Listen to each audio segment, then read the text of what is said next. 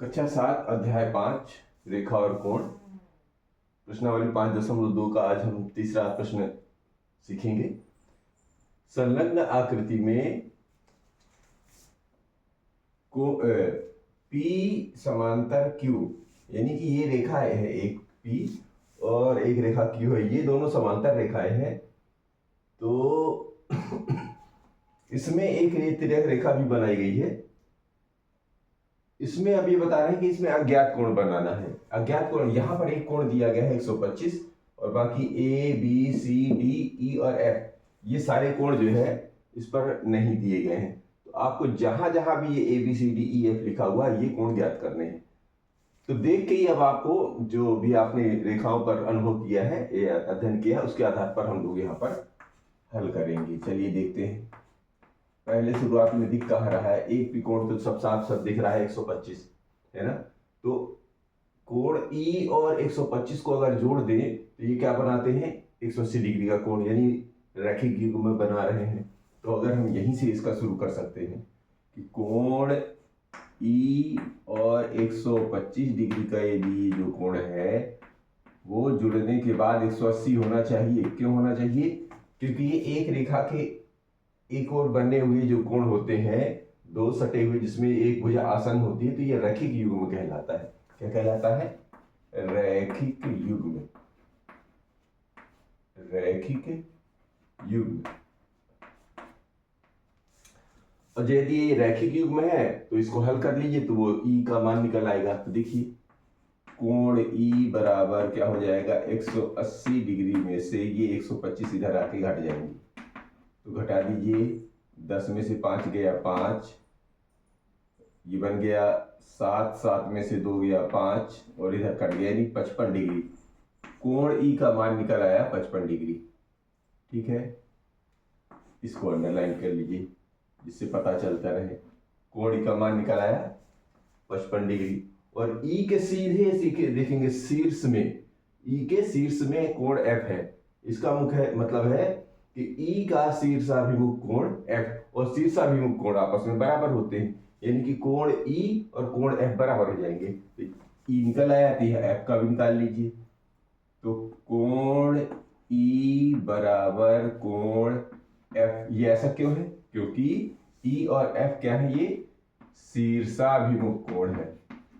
शीर्षाभिमुख कोण, ये दोनों शीर्षाभिमुख कोण है और शीर्षाभिमुख कोण बराबर होते हैं। और E का मान अभी आपने कितना निकाला है, 55 डिग्री। तो कोण E बराबर कोण F बराबर 55 डिग्री, यानी कि F का मान भी 55 डिग्री निकल आया, दूसरा मान। अब इधर देखेंगे तो देखेंगे कोण P और रेखा P और रेखा Q इस एक तिर्यक रेखा के द्वारा काटे गए हैं। और तिर्यक रेखा के एक ओर अगर जो कोण बनते हैं, चाहे इधर की ओर बने चाहे इधर की ओर बने, जिस डिजाइन का ये रहे उसी डिजाइन का दूसरी रेखा पर भी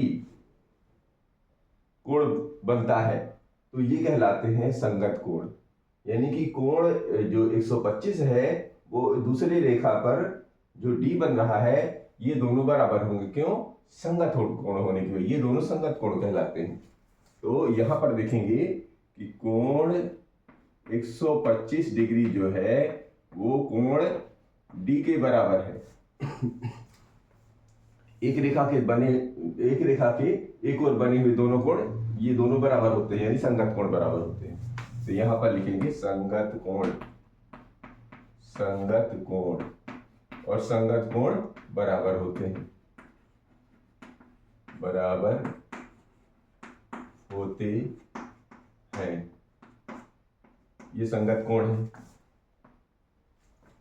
तो यानी D का मान भी 125 ही निकल आया सीधा सीधा। अब D का शीर्ष में देखेंगे तो B है, तो D का शीर्ष अभिमुख B, यानी जितना D है उतना D हो जाएगा। तो कोण D के शीर्ष में है कोण B और ये दोनों कैसे हैं, शीर्षाभिमुख कोण, और ये दोनों बराबर। D कितना है 125, तो ये भी B 125 हो जाएगी, D और B दोनों 125 हो गए। और ये है क्या, शीर्षाभिमुख कोण, शीर्षाभिमुख कोण और शीर्षाभिमुख कोण बराबर होते हैं, यानी कि जितना डी है उतना ही बी हो जाएगा। अब इसमें से कौन सा बचा, ए और एफ। ए और एफ निकाल लीजिए। तो देखेंगे जब ये इस रेखा, देखो ये जो कोण पी और कोण क्यू तिर्यक रेखा के द्वारा काट रहे हैं, तो बाएं ओर जो कोण बन रहे हैं, देखो जी दाहिने तरफ में, तो जितना कोण ई है उतना ही कोण ए। क्यों, ये भी तो संगत कोण है, ई और ए ये भी दोनों संगत कोण है। तो कोण ई बराबर कोण ए, ये क्या है, संगत कोण है। ये क्या है, तो ई का मान पहले से दिया हुआ था कितना, 55 इधर निकल आया है, ये 55 डिग्री, तो ए का मान भी 55 निकल आया। ये क्या हो जाएंगे, संगत कोण। संगत कोण और संगत कोण बराबर होते हैं। जब ए निकल आया तो ए के सामने देखेंगे सी, शीर्ष में है, तो ए और सी बराबर हो जाएंगे। सी का मान अभी नहीं निकला है, तो कोण ए बराबर कोण सी। क्यों, कोण ए कितना है, 55 डिग्री, तो कोण सी भी 55 डिग्री हो जाएगा। ये क्या है, ये दोनों हैं शीर्षाभिमुख कोण। कैसे हैं, शीर्षाभिमुख कोण और शीर्षाभिमुख कोण बराबर होते हैं। इस तरह आप देख लीजिए, सारे के सारे निकल आए क्या। अब देख लीजिए, अतः अज्ञात कोण जितने भी थे, अज्ञात कोण कौन कौन था, एक तो ए था, ए बराबर कितना निकला है, 55 डिग्री।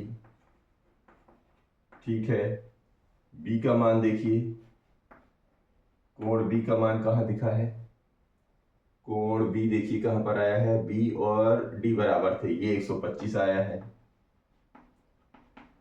फिर कोण सी इधर आया है, देखिए ये 55 डिग्री आया है, इन सबको लिख देना।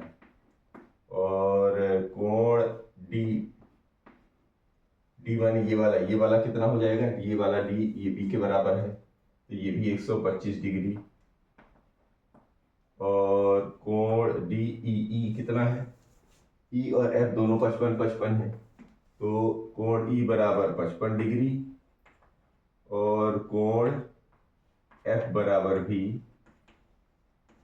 55 डिग्री। ये आपका तीसरे का हल हो गया। अब लेते हैं इसी में चौथा नंबर।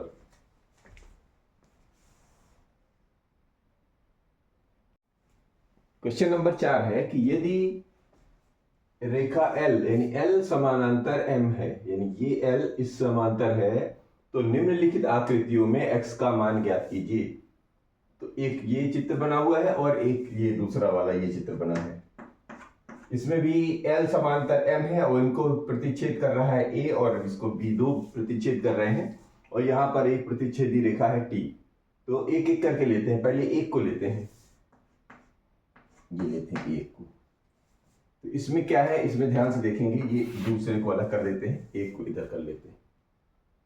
तो जब L M के समानांतर है, तो अगर आप ध्यान से देखें कि ये इधर वाला ये बाह्य कोण है और ये अंतः कोण बन रहा है।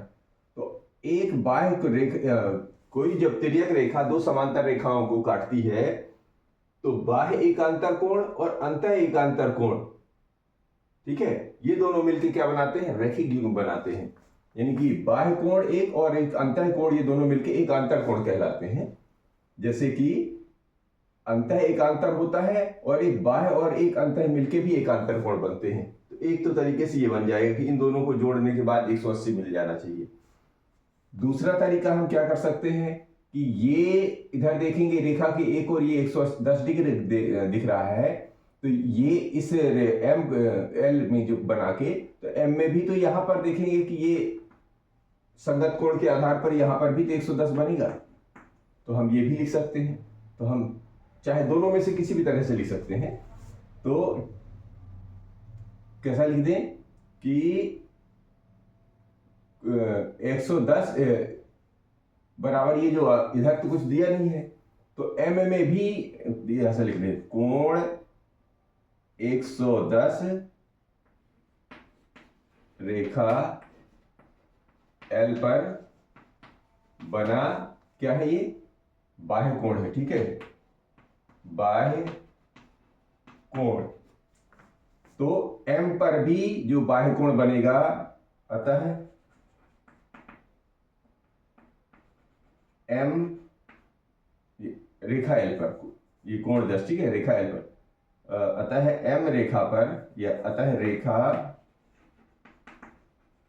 एम पर भी क्या है, तिर्यक रेखा का एक ओर होने पर भी संगत कोण के कारण 110 डिग्री का कोण बनेगा, ठीक है। अब ये 110 डिग्री बन गया और ये x बन गया, तो ये क्या हो गया, दोनों अब रैखिक युग्म हो गए। अतः x धन 110 बराबर क्या हो जाएंगे, 180 डिग्री। क्यों, ये क्या हो गए, रैखिक युग्म बन गया, रैखिक युग्म। अब रैखिक युग्म हो गया तो इसको इधर पक्षांतर कर दो, तो x बराबर 180 में से 110 डिग्री घटा दीजिए, तो बन जाएगा 70 डिग्री। यानी कि वो जो x का मान है वो है 70 डिग्री, ठीक है। कैसे, ये दोनों संगत कोण हो गए। संगत कोण के होने की वजह से ये कोण हो जाएगा 110, और 110 और x मिलके क्या बना रहे हैं, रैखिक युग्म, और रैखिक युग्म का योग होता है 180 डिग्री। तो इसको पक्षांतर कर दीजिए 70 डिग्री, इसको ले लेते हैं सॉरी, इसमें क्या है, x का मान निकालिए। यहां पर तो आप देख लीजिए L समानांतर M पहले से दिया हुआ है और A और B प्रतिच्छेद कर रहा है, तो ये यहां पर 110 डिग्री पहले से बना रहा है, यहां पर ये M डिग्री बना रहा है। तो इसका मतलब क्या हुआ, ये तो दोनों संगत कोण हो गए ना, यानी कि x और 110 ये क्या है, एक रेखा के दोनों ओर बने, एक रेखा के एक ही ओर बने हुए दोनों कोण हैं। तो x बराबर, ये तो बाकी तो दिया ही हुआ, x बराबर 110 डिग्री, तो सीधा सीधा है भाई, सीधा सीधी है। क्यों, क्योंकि ये एक रेखा के दोनों एक ओर बने दोनों कोण संगत कोण हैं, क्योंकि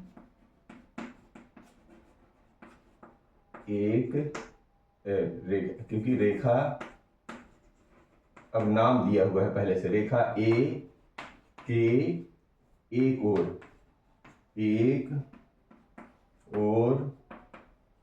बने, रेखा A के एक ओर बने क्या है, संगत कोण है, संगत कोण है, और संगत कोण बराबर होते हैं, और संगत कोण बराबर होते हैं, संगत कोण बराबर होते हैं। तो x का मान 110 डिग्री, x बराबर 110 डिग्री है, तो सीधा सीधा आंसर ही दे रखे हैं, ठीक है। x का मान सीधा सीधा 110 डिग्री हो गया। तो ये रहा प्रश्न क्रमांक 4।